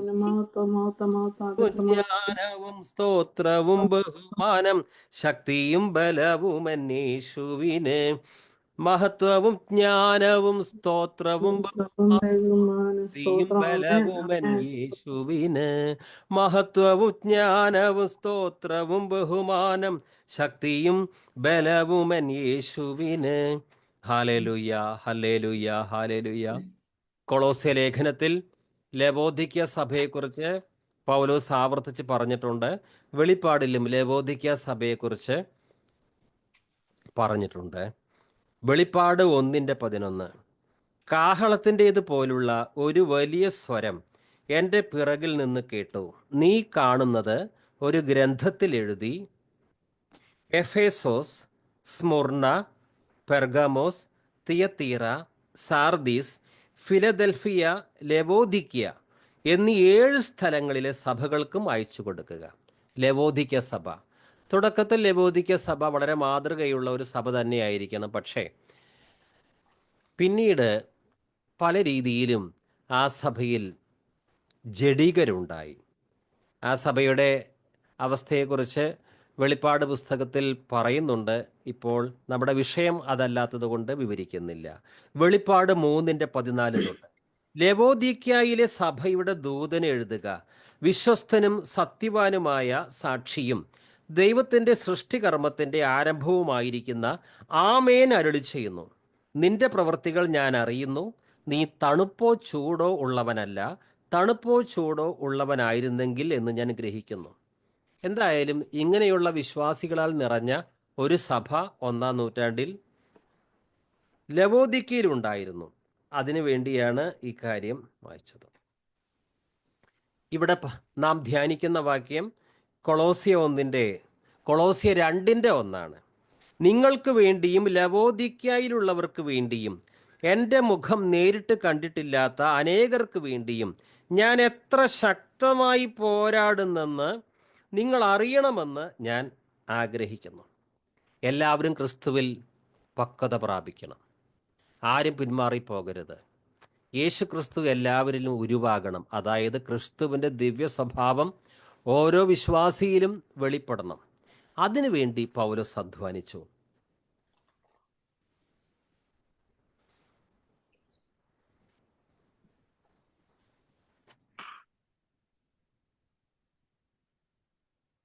ഗലാത്യ ലേഖനം 4:19, ഗലാത്യ 4:19 ഒന്ന് എടുക്കട്ടെ.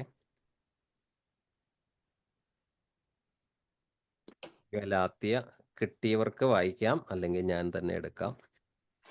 ഗലാത്യ 4:19 കിട്ടിയോ? 19. ക്രിസ്തു നിങ്ങളെ ഉരുവാകുവോളം ഞാൻ പിന്നെയും പ്രസവവേദനപ്പെടുന്നവരായ എൻ്റെ കുഞ്ഞുങ്ങളെ. മതി. ഗലാത്യ 4:19, ക്രിസ്തു നിങ്ങളിൽ ഉരുവാകുവോളം ഞാൻ പിന്നെയും പ്രസവ വേദനപ്പെടുന്നവരായ എൻ്റെ കുഞ്ഞുങ്ങളെ. പ്രസവ വേദന ഏറ്റവും വലിയ വേദനയാണ്. അത്തരത്തിലുള്ളൊരു വേദനയാണ് പൗലോസ് മറ്റ് വിശ്വാസികൾ അവരിൽ ക്രിസ്തു ഉരുവാകുവാൻ നടത്തിയത്. അവർ ക്രിസ്ത്യാനികൾ തന്നെയാണ്. പക്ഷേ ക്രിസ്തുവിൻ്റെ ദിവ്യ സ്വഭാവം അവരിൽ വെളിപ്പെടണം. തേജസ്സിന്മേൽ തേജസ് പ്രാപിച്ച് അതേ സ്വരൂപമായി അവർ പ്രശോഭിക്കണം. അവർ ക്രിസ്തുവിൽ പക്വത പ്രാപിക്കണം. അപ്പസ്തോലനായ പൗലോസിനെ സംബന്ധിച്ച് ഏതെങ്കിലും ഒരു വിശ്വാസി കുറേ വർഷങ്ങളായി ഒരു സഭയിൽ ആരാധിക്കാൻ പോകുന്നു, പക്ഷേ ആത്മീയ പക്വത പ്രാപിച്ചിട്ടില്ല. അത് അദ്ദേഹത്തിന് വളരെ ബുദ്ധിമുട്ടുണ്ടാക്കുന്ന ഒന്നായിരുന്നു. അതുകൊണ്ട് പ്രസവവേദന സഹിച്ചായാലും ശരി, വിശ്വാസികളിൽ ക്രിസ്തു ഉരുവാകണം. ഇതാണ് പൗലോസിൻ്റെ പോരാട്ടത്തിൻ്റെ ഒരു വശം. ഇനി നമ്മുടെ കർത്താവായ യേശുവും നല്ല പോരാടിയിരുന്നു. ഓക്കെ,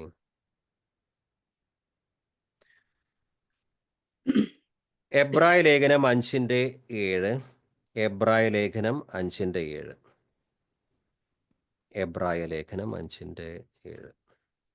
ക്രിസ്തു തന്റെ ഐഹിക ജീവകാലത്ത് തന്നെ മരണത്തിൽ നിന്ന് രക്ഷിപ്പാൻ കഴിയുന്നവനോട് ഉറച്ച നിലവിളിയോടും കണ്ണുനീരോടുകൂടെ അപേക്ഷയും അഭയയാചനയും കഴിക്കുകയും ഭയഭക്തി നിമിത്തം ഉത്തരം ലഭിക്കുകയും ചെയ്തു.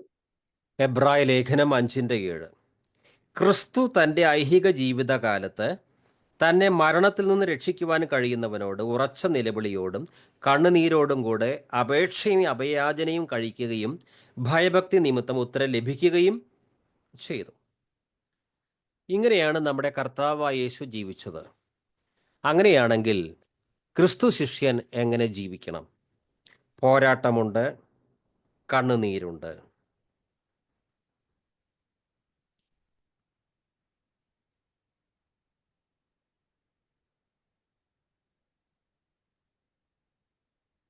ഒന്ന് തെസ്സലോനിക്ക 2:2.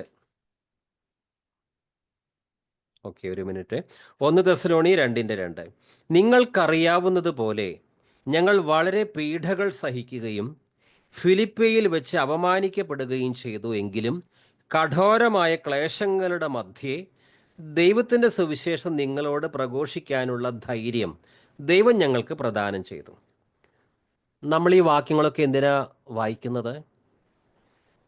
നാം പഠിക്കുന്ന വാക്യം കൊളോസ്യ 2:1. ആ വാക്യത്തിൽ പൗലോസ് പറഞ്ഞിരിക്കുന്നത്, എൻ്റെ മുഖം നേരിട്ട് കണ്ടിട്ടില്ലാത്ത അനേകർക്ക് വേണ്ടിയും ഞാൻ എത്ര ശക്തമായി പോരാടുന്നു. ആ പൗലോസിൻ്റെ പോരാട്ടത്തെക്കുറിച്ചൊന്ന് മനസ്സിലാക്കാൻ വേണ്ടിയാണ് ഈ വാക്യങ്ങൾ വായിക്കുന്നത്. കൊരിന്ത്യ ലേഖനത്തിലും താൻ സഹിച്ച പീഡനങ്ങൾ അതിൻ്റെ ഒരു പട്ടിക എഴുതിയിട്ടുണ്ട്. അത് ഇപ്പോൾ ഇവിടെ വായിക്കുന്നില്ല. 1 തെസ്സലോനി 2:2.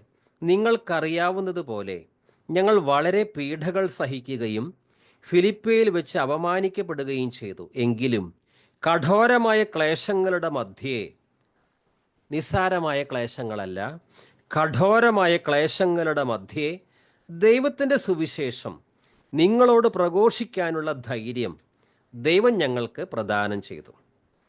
ക്ലേശങ്ങളുടെ മധ്യേ എൻ്റെ സ്വന്തം കഴിവ് ഉപയോഗിച്ച് സുവിശേഷം പ്രസംഗിച്ചു എന്നല്ല പൗലോസ് പറയുന്നത്. പിന്നെയോ, എങ്കിലും കഠോരമായ ക്ലേശങ്ങളുടെ മധ്യേ ദൈവത്തിൻ്റെ സുവിശേഷം നിങ്ങളോട് പ്രഘോഷിക്കാനുള്ള ധൈര്യം ദൈവം ഞങ്ങൾക്ക് പ്രദാനം ചെയ്തു. അതിൻ്റെ അർത്ഥം, ദൈവം ഞങ്ങൾക്ക് ആ ധൈര്യം പ്രദാനം ചെയ്തില്ല എങ്കിൽ ഇത്രയും കഠോര ക്ലേശങ്ങളുടെ മധ്യേ സുവിശേഷം പ്രസംഗിക്കാൻ പറ്റില്ല. പക്ഷേ ആ കഠോര ക്ലേശങ്ങളുടെ മധ്യേ സുവിശേഷം പ്രസംഗിക്കുവാൻ ദൈവം ധൈര്യം നൽകി. ഇതാണ് സുവിശേഷ വേല. നാം സന്നദ്ധരായി നിൽക്കണം, നമ്മൾ അവൈലബിൾ ആകണം. അപ്പോൾ ദൈവം നമ്മളെ എടുത്തുപയോഗിക്കും. നമ്മൾ മടിപിടിച്ച് എനിക്കൊന്നും പറ്റില്ല എന്ന് പറഞ്ഞ് പിന്മാറരുത്. ഹല്ലേലൂയ, ദൈവത്തിന് സ്തോത്രം. ഇവിടെ നാം ധ്യാനിക്കുന്ന വാക്യത്തിൽ കൊളോസ്യ 2:1, എൻ്റെ മുഖം നേരിട്ട് കണ്ടിട്ടില്ലാത്ത അനേകർക്ക് വേണ്ടിയും ഞാൻ ശക്തമായി പോരാടുന്നെന്ന്. And for all those who have not personally seen my face. അപ്പസ്തോലനായ പൗലോസ് ഈ കൊളോസ്യ ലേഖനം എഴുതുമ്പോഴേക്കും ധാരാളം സഭകൾ സ്ഥാപിക്കപ്പെട്ടിരുന്നു. 1-ാം നൂറ്റാണ്ടിൽ വിശ്വാസികളുടെ എണ്ണം അനുദിനം വർദ്ധിച്ചു കൊണ്ടിരിക്കുകയായിരുന്നു. അതുകൊണ്ട് പൗലോസിന് എല്ലാ വിശ്വാസികളെയും നേരിട്ട് കാണുവാനായി, അവരുടെ മുഖം കാണുവാനായി കഴിഞ്ഞിരുന്നില്ല. താൻ സ്ഥാപിച്ച അനേക സഭകളിൽ, ആ സഭകളിലെ ആദ്യകാല വിശ്വാസികളെ പൗലോസിന് വ്യക്തിപരമായി അറിയാം. അവരുടെ മുഖമെല്ലാം ഓർമ്മയിലുണ്ട്. പക്ഷേ പൗലോസിൻ്റെ അഭാവത്തിൽ പിന്നെയും സഭയിലേക്ക് ആളുകൾ വന്നുകൊണ്ടിരുന്നു, വിശ്വാസികൾ. ആ പുതിയ വിശ്വാസികളുടെ മുഖം പൗലോസ് ഒരിക്കലും കണ്ടിട്ടില്ല. ആ പുതിയ വിശ്വാസികൾ പൗലോസിനെയും കണ്ടിട്ടില്ല. പക്ഷേ 1-ാം നൂറ്റാണ്ടിൽ വിശ്വാസികളും ശുശ്രൂഷകന്മാരും തമ്മിൽ വലിയ സ്നേഹബന്ധം ഉണ്ടായിരുന്നു. അതുകൊണ്ട് വിശ്വാസികളുടെ മുഖം കാണുക അതൊരു വലിയ കാര്യമായിട്ടാണ് കരുതിയത്.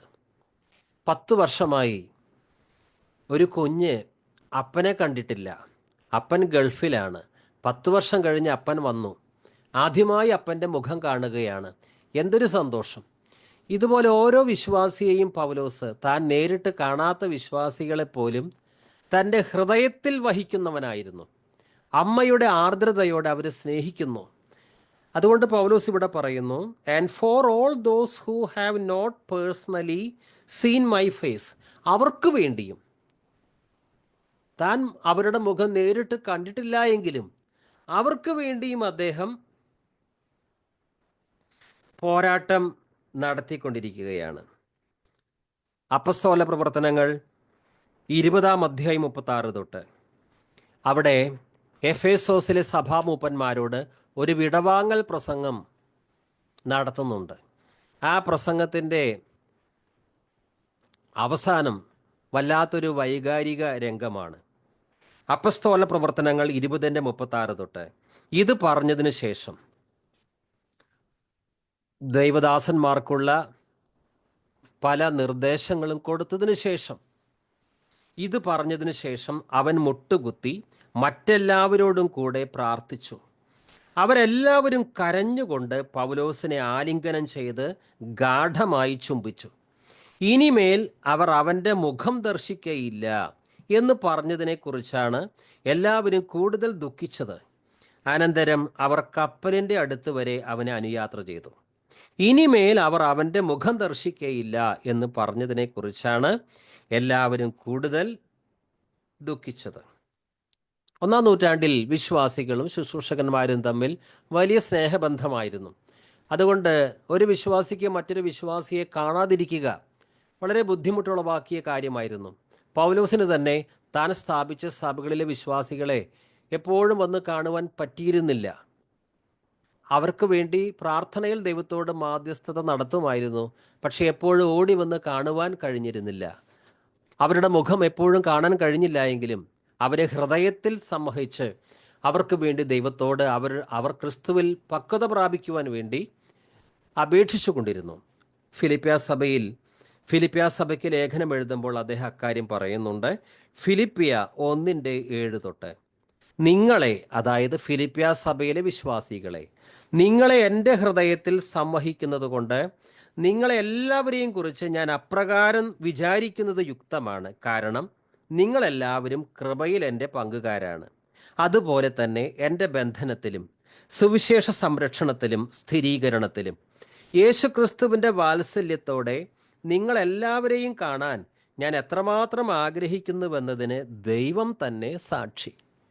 അത്രയും സ്നേഹമാണ് ആ വിശ്വാസികളുടെ മുഖം ഒന്ന് കാണുവാൻ. നാം ചർച്ചിലേക്ക് ഞായറാഴ്ച ആരാധനയ്ക്ക് പോകുന്നുണ്ട്. മറ്റ് വിശ്വാസികളുടെ മുഖം കാണുന്നത് നമുക്ക് സന്തോഷമാണോ? അതോ മുഖം തിരിച്ച് ഇരുന്ന് ആരാധിക്കുകയാണോ ചെയ്യുന്നത്? യേശുക്രിസ്തുവിൻ്റെ വാത്സല്യത്തോടെ നിങ്ങളെല്ലാവരെയും കാണാൻ ഞാൻ എത്രമാത്രം ആഗ്രഹിക്കുന്നുവെന്നതിന് ദൈവം തന്നെ സാക്ഷി. ഹല്ലേലൂയ, സ്തോത്രം. നാം ഇന്ന് ധ്യാനിച്ചത് കൊളോസ്യർ 2:1. ഇനി 2-ാം വാക്യത്തിലേക്കാണ് നാം പ്രവേശിക്കാൻ പോകുന്നത്. അത് അടുത്ത തവണ എന്ന് വിചാരിക്കുന്നു. നാം ധ്യാനിച്ച വാക്യം ഇതാണ്, കൊളോസ്യർ 2:1.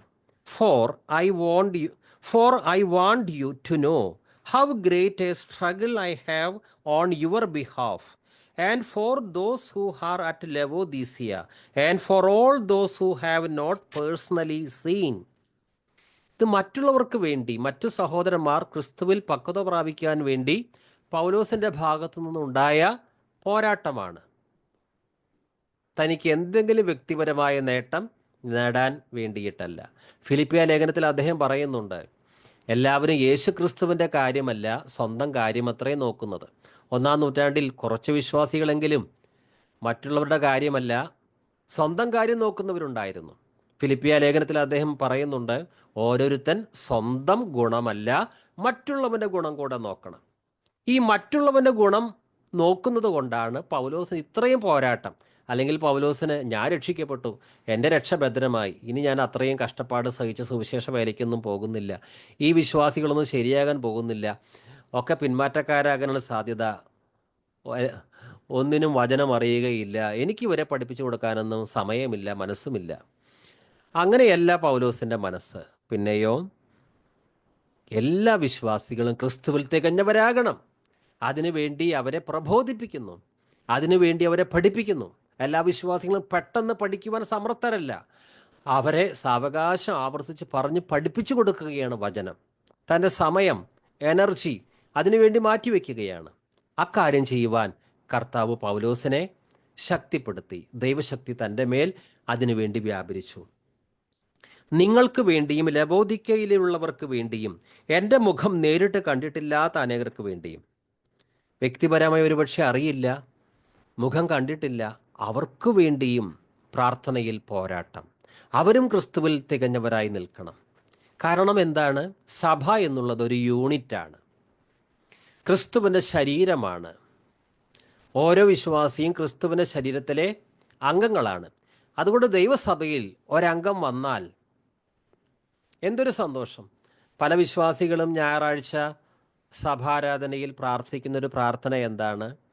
പുതിയ മുഖങ്ങളെ കണ്ട് ആരാധിക്കുവാൻ ദൈവമേ കൃപ തരണമേ. ആ പ്രാർത്ഥന ദൈവം കേൾക്കുന്നു. അടുത്ത സൺഡേ ഒരു പുതിയ വ്യക്തി വരുന്നു, എല്ലാവർക്കും സന്തോഷം, ഒരു പുതിയ മുഖം കണ്ട് ആരാധിക്കാൻ കഴിഞ്ഞല്ലോ.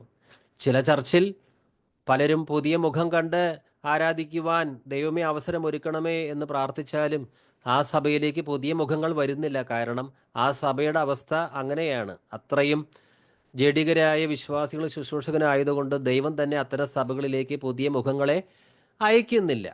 അത്തരം സഭകളുടെ കാര്യമല്ല പറയുന്നത്. വിശുദ്ധിയിൽ ജീവിക്കുന്ന ദൈവമക്കൾക്ക് എപ്പോഴും ആഗ്രഹമുണ്ട്, പുതിയ മുഖം കണ്ട് ദൈവത്തെ ആരാധിക്കണം, പുതിയ ആത്മാക്കൾ വരണം. ഇനി നാം ആരാധിക്കുന്ന സഭയിലല്ല, രക്ഷിക്കപ്പെട്ട ദൈവമക്കളുടെ മറ്റൊരു കൂട്ടായ്മയിൽ ഒരു പുതിയ വ്യക്തി സ്നാനപ്പെട്ടു ആരാധനയ്ക്ക് പോകുന്നുണ്ട് എന്ന് കേട്ടാൽ അപ്പോഴും നമുക്ക് സന്തോഷം തന്നെയാണ്. നമുക്ക് പേഴ്സണലായിട്ട് ആ വിശ്വാസി അറിയില്ല എങ്കിലും ആ പുതിയ സഹോദരൻ നിലനിൽക്കാൻ വേണ്ടി നമ്മൾ പ്രാർത്ഥിക്കുവാൻ കടപ്പെട്ടവർ തന്നെയാണ്. പൗലോസ് ഇവിടെ പറയുന്നു, നിങ്ങൾക്ക് വേണ്ടിയും, അതായത് ലവോദിക്കയിലെ വിശ്വാസികൾ, അവരെ നേരിട്ട് വ്യക്തിപരമായി അറിയും.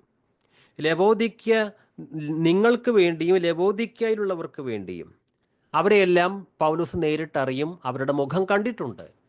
നിങ്ങൾക്ക് വേണ്ടിയും ലവോദിക്കയിലുള്ളവർക്ക് വേണ്ടിയും എൻ്റെ മുഖം നേരിട്ട് കണ്ടിട്ടില്ലാത്ത അനേകർക്ക് വേണ്ടിയും ഞാൻ എത്ര ശക്തമായി പോരാടുന്നെന്ന് നിങ്ങൾ അറിയണമെന്ന് ഞാൻ ആഗ്രഹിക്കുന്നു.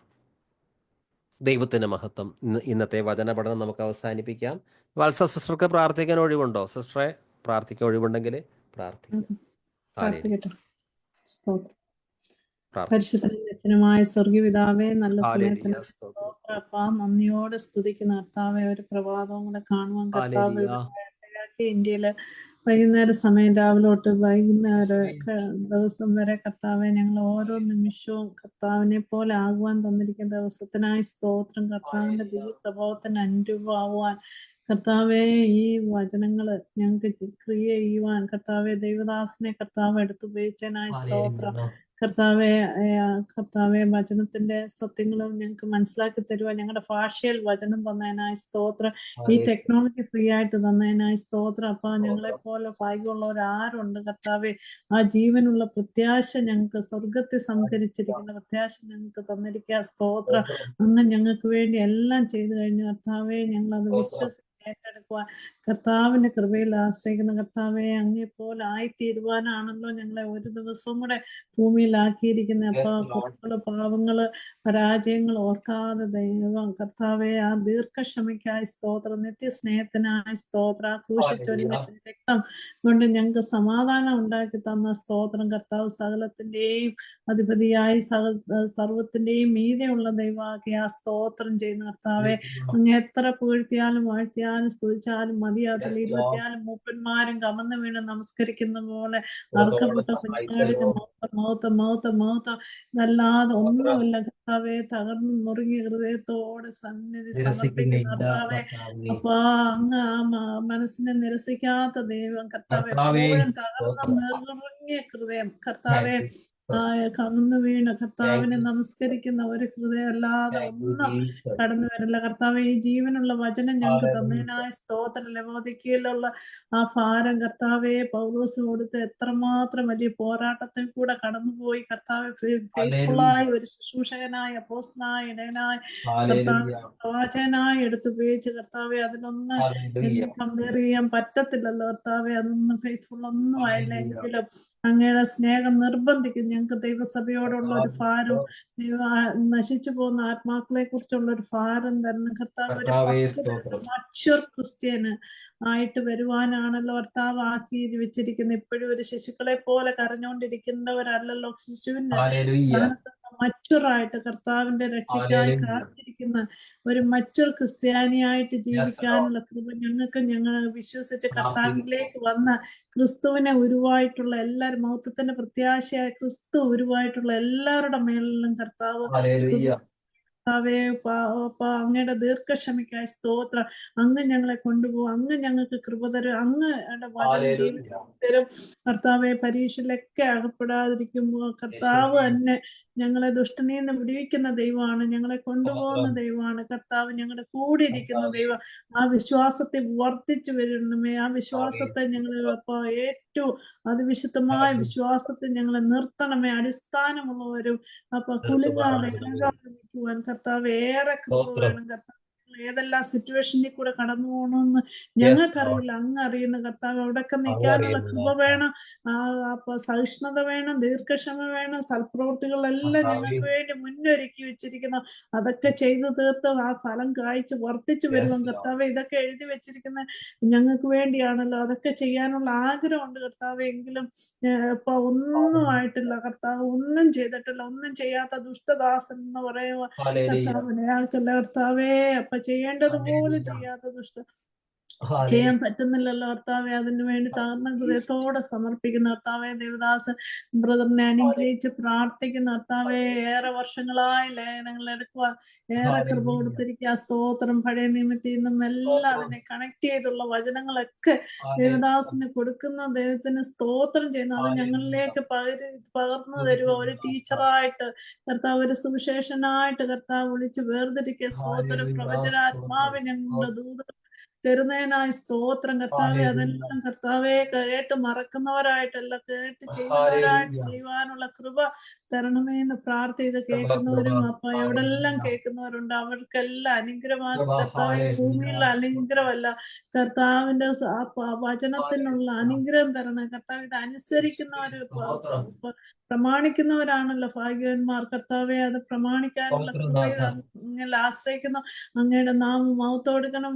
Yes, Lord. കുടുംബത്തെ എല്ലാം അനുഗ്രഹിച്ച് രക്ഷയിൽ വരാത്തവർക്ക് വേണ്ടിയും പ്രാർത്ഥിക്കുന്ന കർത്താവെ. പ്രാർത്ഥിക്കുന്നു. ഞങ്ങൾക്ക് വേണ്ടി മാത്രമല്ല കർത്താവെ. Hallelujah. ഞങ്ങളെ അറിയാത്തവര് ഇപ്പൊ പൗലോസ് പറഞ്ഞ ലബോദിക്കയുള്ളവര്, മുഖം കണ്ടിട്ടില്ലാത്ത ആഫ്രിക്കയിലുള്ളവരും ചൈനയിലുള്ളവരും കൊറിയനുള്ളവരെ Hallelujah. എല്ലാ രാജ്യത്തെ ഓർത്ത് പ്രാർത്ഥിക്കാനുള്ള കൃപ തന്നെ. അതാണല്ലോ ക്രിസ്തുവിന്റെ സ്നേഹം കർത്താവ്. മുഖം Hallelujah. കണ്ടിട്ടില്ലാത്തവർക്ക് വേണ്ടിയും പ്രാർത്ഥിക്കണം കർത്താവെ. അപ്പൊ ഞങ്ങൾക്ക് അങ്ങനെയുള്ള ഒരു ഭാരം തരണമെന്ന് പ്രാർത്ഥിക്കുന്നു. Hallelujah. ആത്മഭാരം തരണം കർത്താവ്. ദൈവസഭയെ കുറിച്ചുള്ള ഭാരവും തരണം കർത്താവ്. അതാണല്ലോ പൗലോസ് കർത്താവെ. നല്ല പോർ പൊരുത് പോട്ടം തയ്ച്ച് വിശ്വാസം കാത്തു. ഇതൊക്കെ ഞങ്ങൾക്ക് പറയാൻ ഈസിയാണ്. അതിലേക്കൂടെയൊക്കെ പോവാൻ കർത്താവെ. അതൊക്കെ പഠിപ്പിച്ചു കൊണ്ടുവരുവാൻ കർത്താവെ ഇടയാക്കണമെന്ന് പ്രാർത്ഥിക്കുന്നു. ദൈവജനത്തിന് ഒരു ദൈവവചനം ഭക്ഷിക്കാനുള്ള ഒരു ആഗ്രഹം കൊടുക്കണമേ കർത്താവെ. ഞങ്ങൾക്ക് എപ്പോഴും ദൈവവചനം കേട്ട് കേട്ട് കേട്ട് ചീർക്കുന്നവരായിട്ടല്ല, ഇഷ്ടംമാതിരി ഉണ്ടല്ലോ അപ്പൊ ആർക്കും വചനം വേണ്ട, ആർക്കും ദൈവസന്നിധിയിലേക്ക് കടന്നു വരണ്ട. എല്ലാം കേട്ട് മടുത്ത് വീർത്തിരിക്കുവാൻ ഇടയാക്കല്ല കർത്താവെ. ആ വചനത്തോടുള്ള വിശപ്പും ദാഹവും ഞങ്ങൾക്ക് ഞങ്ങളുടെ കുഞ്ഞുങ്ങൾക്ക് എല്ലാം തരണമേ. എപ്പോഴും വചനത്തിലുള്ള ഒരു വിശപ്പും ദാഹവും തരണേ. വചനത്തെ രസിക്കാനുള്ള തരണേ കർത്താവിനോട്. ആ ഇന്റിമേറ്റ്സി ലെവലിലേക്ക് കൊണ്ടുവരണം കർത്താവെ. അതിനെല്ലാം കുറവുകളുണ്ട്. അപ്പൊ സമ്മതിക്കുന്നു. അപ്പൊ അതിനെല്ലാം കർത്താവ് കുറവുകൾ മാറ്റി തന്ന കർത്താവിന്റെ കൃപയെ നടത്തണമേ. പ്രത്യാശയിൽ വർദ്ധിപ്പിക്കണം, വിശ്വാസത്തെ വർദ്ധിപ്പിക്കണമേ. പരിശുദ്ധാത്മാവിന്റെ നിറവിലെ നിയന്ത്രണത്തിലായിരിക്കണം. ദൈവാത്മാവ് നടത്തുന്നവൻ ദൈവത്തിന്റെ മക്കൾ. അങ്ങയുടെ ഹിതം മാത്രം നിറവേറ്റുവാൻ കൃപ തരണമേ. പരിശുദ്ധാത്മാവ് സഹായിക്കും. ദൈവനാമത്തോടൊപ്പം പ്രാർത്ഥനയായിട്ട് സ്തോത്രം. പ്രാർത്ഥനയ്ക്ക് സ്തോത്രം. യേശുക്രിസ്തുവിന്റെ ധന്യമുള്ള നാമത്തിൽ തന്നെ ആമേൻ. പ്രാർത്ഥന കേട്ടതിനാൽ നമുക്ക് കർത്താവിനെ കരങ്ങൾ ഉയർത്തി സ്തോത്രം ചെയ്യാം. ഹല്ലേലൂയ, ഹല്ലേലൂയ, ഹല്ലേലൂയ. പിതാവായ ദൈവത്തിന്റെ സ്നേഹവും പുത്രനായ യേശുവിന്റെ കൃപയും പരിശുദ്ധാത്മാവിന്റെ സഹവാസവും നമ്മോട് സകല വിശുദ്ധരോടും കൂടിയിരിക്കുമാറാകട്ടെ. ഇത്രത്തോളം അത്ഭുതകരമായി നമ്മളെ കാത്തു പരിപാലിച്ച കർത്താവിന് വീണ്ടും സ്തോത്രം ചെയ്യാം. ഹല്ലേലൂയ, ഹല്ലേലൂയ, സ്തോത്രം, സ്തോത്രം, സ്തോത്രം. ഹല്ലേലൂയ. Thank you Lord. ഹല്ലേലൂയ. നമ്മെല്ലാവരെയും കർത്താവ് സമൃദ്ധമായി അനുഗ്രഹിക്കുമാറാകട്ടെ.